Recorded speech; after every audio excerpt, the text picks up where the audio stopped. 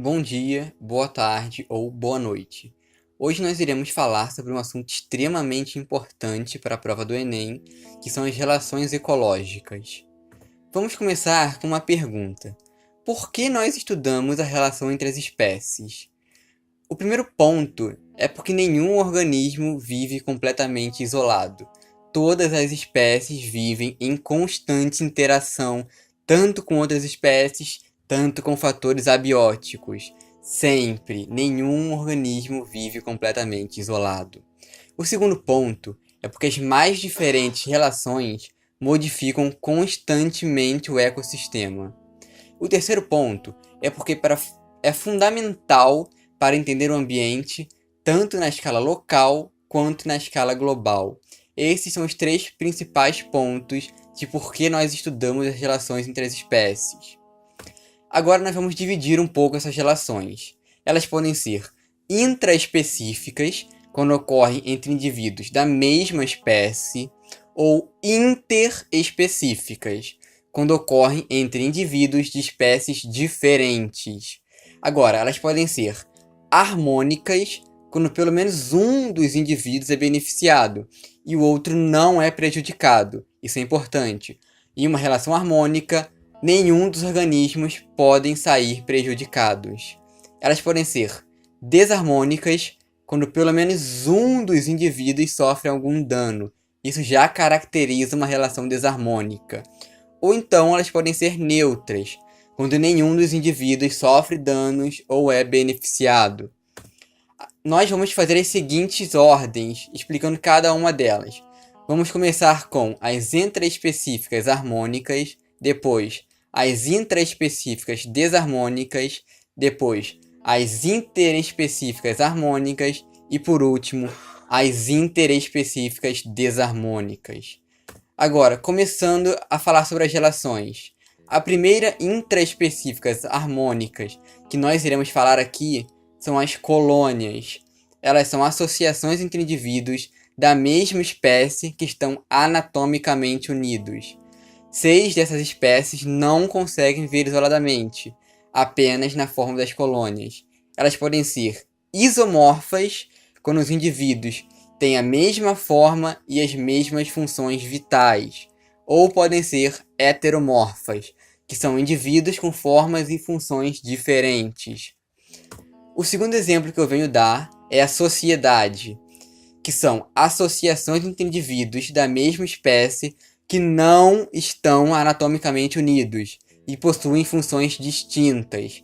Na maioria dos casos, a comunicação é feita através de feromônios. Um exemplo clássico é a sociedade de formigas, que é extremamente organizada. Agora, partindo para a intraespecífica desarmônica, o primeiro exemplo que eu dou é a competição, que é nada mais do que a disputa entre indivíduos da mesma espécie pelos recursos disponíveis no ambiente. É quando indivíduos da mesma espécie têm que lutar para conseguir os recursos do ambiente. O segundo exemplo que eu dou é o canibalismo, que é indivíduos que se alimentam de seres da mesma espécie, geralmente por excesso populacional e escassez de recursos. Quando uma determinada população tem um número muito grande em determinado local, eles acabam tendo que se alimentar da mesma espécie por falta de nutrientes, por falta de recursos nesse ambiente. Agora, indo para as interespecíficas harmônicas, o primeiro exemplo que eu dou é o mutualismo, que é a relação com alto grau de dependência entre indivíduos de duas espécies diferentes, em que um não consegue viver isolado do outro. Um exemplo clássico são as bactérias que habitam o estômago dos ruminantes. Elas degradam as fibras para o ruminante conseguir obter os nutrientes. A bactéria, consequentemente, também aproveita esses nutrientes. É importante que um não consegue viver isolado do outro. O segundo exemplo é a protocooperação, que é a relação harmônica entre indivíduos de espécies diferentes, porém, um não consegue sobreviver na ausência do outro. Um consegue sobreviver na ausência do outro.